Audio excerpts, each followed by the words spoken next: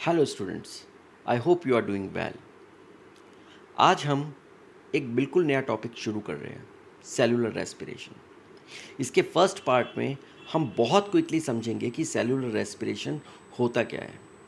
बहुत सारे students confuse हो जाते हैं जो नॉर्मल रेस्पिरेशन हम ब्रीदिंग जिसको हम बोलते हैं उसमें और सेलुलर रेस्पिरेशन में, लेकिन दोनों बहुत ही डिफरेंट प्रोसेसेस होती हैं। तो चलिए समझते हैं कि सेलुलर रेस्पिरेशन क्या होता है, हम किसे कहते हैं। नाउ, आप जानते हैं कि जितने भी लिविंग ऑर्गेनिजम्स हैं उनको एनर्जी चाहिए होती है, और वो सारी एनर्जी कहाँ से आती है? वो सारी एनर्जी आती है उनके फूड से, राइट। अब केवल ऑटोट्रॉफ्स ऐसे होते हैं जो अपना खाना खुद बना सकते हैं, और वो भी फोटोसिंथेसिस से। अब कौन कौन से ऑटोट्रॉफ्स होते हैं? ये हो गए आपके ग्रीन प्लांट्स, एल्गी, साइनोबैक्टीरिया जिसको हम लोग ब्लू ग्रीन एल्गी भी बोलते थे एक टाइम पर, और कुछ प्रोटिस्ट जो कि फोटोसिंथेटिक होते हैं, राइट। ये सारी कैटेगरी को ऑटोट्रॉफ्स हम बोलते हैं क्योंकि ये अपना फूड खुद प्रिपेयर करते हैं। उसके अलावा होते हैं हेटरोट्रॉफ्स जो बाकी के एनिमल्स होते हैं। वो अपना खाना या तो प्लांट से डायरेक्टली लेंगे जिनको हम हर्बीवोर्स बोलते हैं, या फिर वो इनडायरेक्टली लेते हैं, वो किसी और हर्बीवोर को या किसी कार्निवोर को खाएंगे, उनको हम लोग कार्निवोर्स बोलते हैं।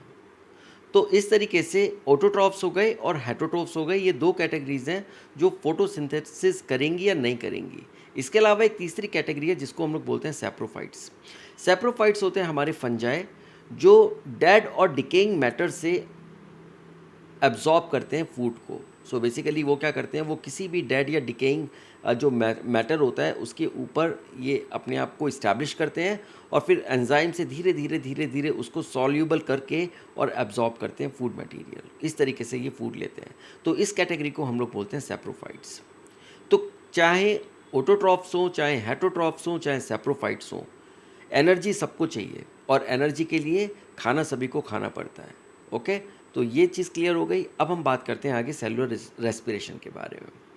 अब जितनी भी नॉन फोटोसिंथेटिक सेल्स होती हैं उनके अंदर वो मैकेनिज़्म होता है जिससे वो फूड को ब्रेक डाउन कर पाएँ, और उसमें से हुई निकली हुई एनर्जी को वो एटीपी में ट्रैप कर लें, राइट।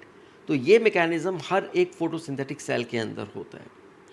तो फूड के अंदर अगर हम देखें, मेनली हम लोग खाते क्या हैं?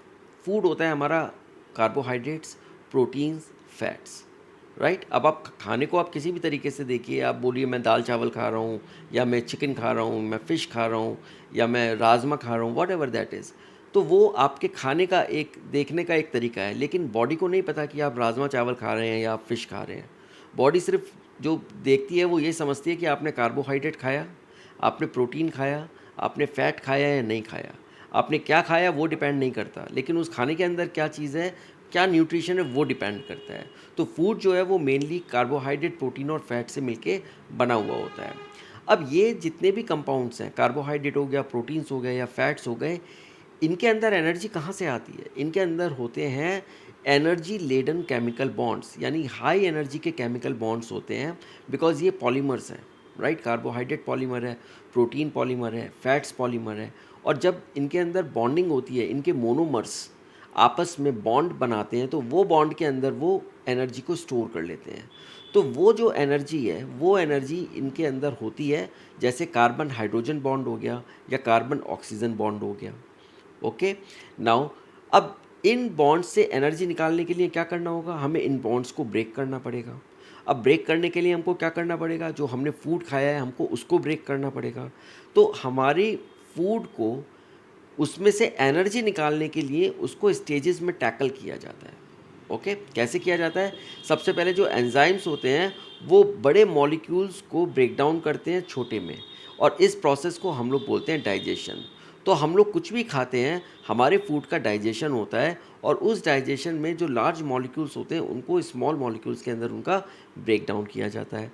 उसके बाद फिर कुछ और कैटेगरी ऑफ एंजाइम्स होती हैं जो ये जो छोटे छोटे फ्रैगमेंट्स बन गए, इन फ्रैगमेंट्स को भी और ज़्यादा उनके मोनोमर में ये ब्रेक करती हैं, और जब ये ब्रेक करेंगे और जब ये बॉन्ड्स टूटेंगे, तब वो जो एनर्जी रिलीज़ होगी, उस एनर्जी को हमारी बॉडी एटीपी के अंदर कन्वर्ट कर देती है। बहुत सारी एनर्जी तो हीट में निकल जाएगी, लेकिन जो एनर्जी बचती है उसको हम लोग एटीपी के अंदर कन्वर्ट कर लेते हैं, और ये जो प्रोसेस है, जहाँ पर ये एक तरीके का डिस्ट्रक्टिव प्रोसेस है, जहाँ पर हम बॉन्ड्स को तोड़ रहे हैं, तो इस मैकेनिज़्म को या इस प्रोसेस को हम लोग कैटाबॉलिज्म बोलते हैं। ये मेटाबॉलिज्म का वो पार्ट है जहाँ पर पॉलीमर्स को शॉर्ट यानी उनके मोनोमर्स में तोड़ा जाता है। और इसका जो दूसरा पार्ट होता है वो होता है एनाबॉलिज्म। एनाबॉलिज्म क्या होता है? जहाँ पर जो मोनोमर्स होते हैं वो पॉलीमर्स बनाते हैं। तो वो कंस्ट्रक्टिव एक्टिविटी है, ये डिस्ट्रक्टिव एक्टिविटी होती है। ये चीज़ हम लोगों ने मेटाबॉलिज्म वाले लेक्चर में अच्छे से पढ़ी थी। नाउ जो कंपाउंड्स होते हैं वो ऑक्सीडाइज हो जाते हैं इस प्रोसेस में। ऐसे कंपाउंड्स को हम लोग बोलते हैं रेस्पिरेटरी सबस्ट्रेट्स। तो रेस्पिरेटरी सबस्ट्रेट्स क्या हैं? रेस्पिरेटरी सबस्ट्रेट्स वो कंपाउंड्स होते हैं जो सेल्यूलर रेस्पिरेशन में ऑक्सीडाइज होते हैं। क्लियर हुआ? उनको हम लोग बोलते हैं रेस्पिरेटरी सबस्ट्रेट्स। अब इसमें जो कार्बोहाइड्रेट्स होते हैं वो हमारे प्राइमरीली ऑक्सीडाइज होते हैं एनर्जी रिलीज़ करने के लिए।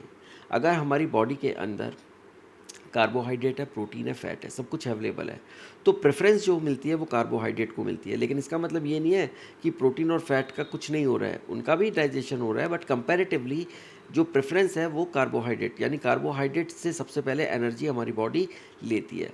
तो यहाँ जो है कार्बोहाइड्रेट हमारे प्राइमरीली ऑक्सीडाइज करते हैं एनर्जी रिलीज करने के लिए, but proteins, fats and even organic acids they also can be used as respiratory substance under certain conditions. और जब कार्बोहाइड्रेट हमारा ख़त्म हो जाता है तब हम बाकी की चीज़ों को और ज़्यादा से यूटिलाइज़ करते हैं। तो इसीलिए जो अगर आप देखेंगे जब आप हंग्री होते हैं या आपका जो बॉडी के आप फास्ट रख लेते हैं 1 दिन के लिए या 2 दिन के लिए, तो आपकी बॉडी के अंदर का फ़ैट धीरे धीरे मेल्ट होना शुरू हो जाता है, क्योंकि हमारी बॉडी आपके प्रोटीन के साथ साथ फैट से भी एनर्जी को लेती है, क्योंकि बॉडी को तो हाउसकीपिंग फंक्शन के लिए एनर्जी चाहिए, और अगर आप खाना नहीं खाएंगे तो वो एनर्जी स्टोर्ड जो आपका फूड मटेरियल होता है वहाँ से वो ली जाती है।